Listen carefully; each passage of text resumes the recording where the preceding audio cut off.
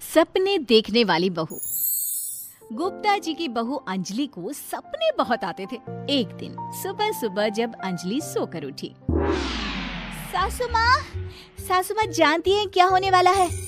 अरे क्या हुआ, फिर से कोई नया सपना देख लिया क्या? हाँ सासू माँ, बहुत जोर से बरसात आने वाली है। आज कोई कपड़े मत धोना, सूख नहीं पाएंगे। अरे बहू, बाहर तो इतनी तेज धूप निकली पड़ी है, तुमको कहाँ बारिश नजर आ रही है?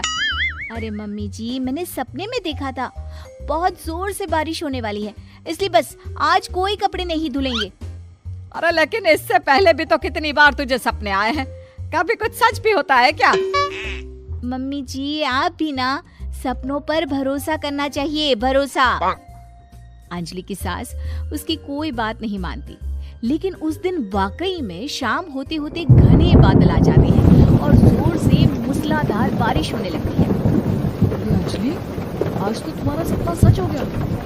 बहू, आज तो तुमने सपने में बारिश देखी थी ना, और देखो सच में बारिश हो गई। लगता है अगली बार से हमें तुम्हारी बात माननी पड़ेगी। पापा जी, मैं तो हर बार ही मम्मी जी से कहती हूँ, मेरे सपने सच हो जाते हैं, बस भरोसा रखिए।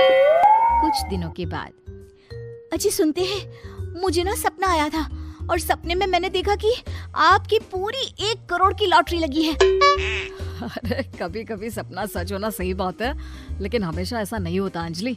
और वैसे भी लॉटरी लगने ही वाली है तो अच्छी बात है ना। मैं तो कहती हूँ, हम वो बड़ा सा घर खरीदने वाले थे ना, आज ही चलकर उसको फाइनल कराते हैं। अरे वाह वाह, हाथ में पैसा नहीं और बड़ा घर खरीदना है। अरे मम्मी जी, बताया ना आपको, मुझे सपना आया था कि हम 1 करोड़ की लॉटरी लगने वाली है। देखो बेटा, ये पैसों का मामला है, इसमें किसी तरह की रिस्क नहीं लेनी चाहिए। और जब तुम्हारा सपना सच हो जाए तब तुम घर खरीद लेना। मम्मी पापा ठीक है अंजलि, अभी इतनी जल्दबाजी करने की क्या जरूरत है? मैं कुछ नहीं जानती, मुझे वो घर चाहिए तो चाहिए। और आपको प्रॉब्लम क्या है? कुछ दिनों में तो पैसे आने ही वाले हैं लॉटरी से। हाँ तो जब पैसे आ जाएंगे तब खरीद लेंगे ना। पर हमारी अंजलि खाना पीना छोड़कर जिद पकड़कर बैठ जाती है।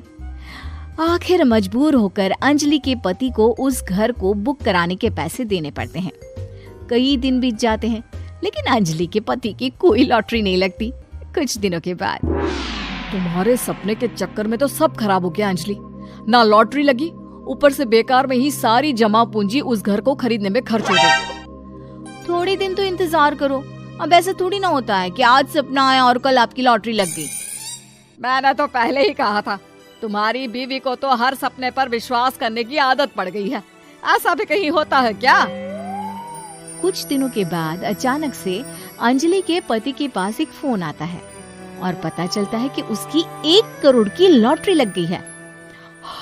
अरे वाह अंजलि, ये तो कमाल हो गया, मेरे तो सच में लॉटरी लगी। अरे भगवान भला करे तुम्हारा। हाँ हाँ बहू, अब तो तुम जो कहोगी हम वो सब बात मानेंगे। तुम्हारे सपने का मतलब तो पूरा का पूरा सच होता है। अरे बिल्कुल ठीक कहते हैं, मैं तो बेकार में ही बहू को उल्टा सीधा सुनाती थी। अरे इसके सपने तो वाकई में सही हो जाते हैं। अपने घर वालों की बात सुनकर अंजलि मन ही मन बहुत इतराती है। उसे लगता है कि अब वो जो भी सपना देखेगी सच हो जाएगा। और इसी चक्कर में एक दिन अंजलि को सपना आता है कि अचानक उनके घर पर बहुत सारे मेहमान आने वाले हैं। यही सोचकर अंजलि अपनी सास को कहकर बहुत सारा खाना पहले से ही बनाकर रख लेती है। सुबह से शाम हो जाती है। हमने इतना सारा खाना बना लिया, लेकिन हमारे घर तो कोई मेहमान आया ही नहीं। हाँ मम्मी जी, अब तो रात होने आई है, लगता है ये खाना हम लोगों को ही खाना पड़ेगा।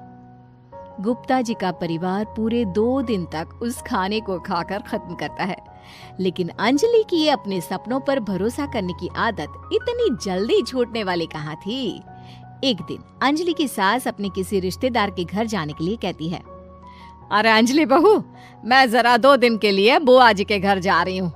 देखो तुम पीछे से घर को अच्छी तरह संभाल लेना। हाँ ठीक है मम्मी जी, आप चिंता मत करिए, मैं सब कुछ अच्छे से संभाल लूंगी। बहू, वैसे तो तुम सब कुछ बहुत अच्छे से ही करती हो, लेकिन देखो ये जरा ना सपनों पर भरोसा थोड़ा कम किया करो बेटा। क्या मम्मी जी, मेरे इतने सारे सपने तो सच हो जाते हैं, उसके बाद भी आपको शक ही रहता है हमेशा। अरे बेटा, कभी कभार की बात अलग है, लेकिन हमेशा इन बातों पर भरोसा करना बहुत बड़ा नुकसान भी करवा सकता है। तुम्हें इस बात को समझना चाहिए। ठीक है मम्मी जी, समझ गई। अब आप आराम से जाइए, मैं सब कुछ बहुत अच्छे से कर लूंगी। अंजलि की सास बुआ जी के घर चली जाती है। उसके जाने के बाद अंजलि एक दिन सुबह सोकर उठती है और जोर जोर से रोने लगती है। अरे क्या हुआ अंजलि, तुम रो क्यों रही हो? बहू सब ठीक तो है ना? क्या कोई बुरा सपना देखा? अरे पापा जी क्या बताओ, मम्मी जी नहीं रही, वो हम सबको छोड़कर चली गई।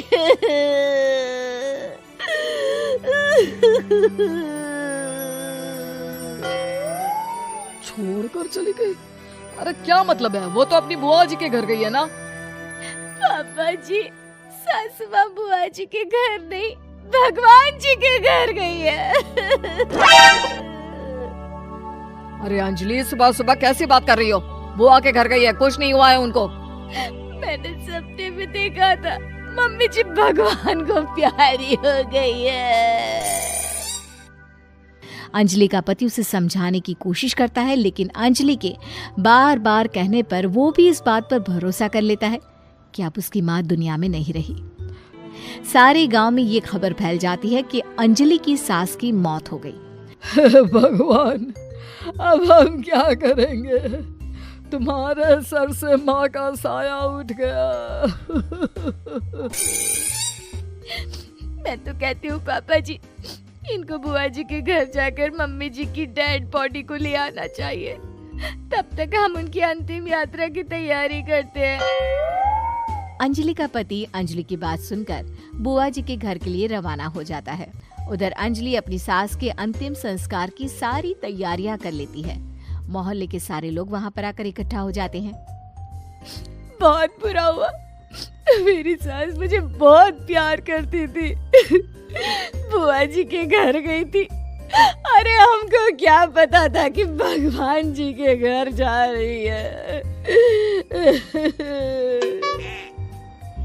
अंजलि ने अपनी सास की तस्वीर पर हार पहनाकर घर के बीचों बीच रख दिया।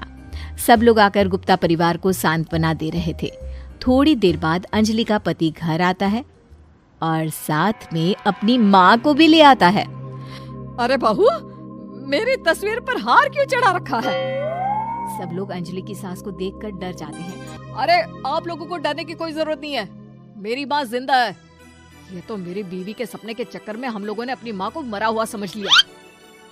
बहू, सपने देखना ठीक है, पर अपनी जिंदा सास का अंतिम संस्कार करना बहुत बड़ी गलती। उसके बाद अंजलि की अपने सपनों पर आंख मूंद कर भरोसा करने की आदत हमेशा के लिए सुधर जाती है।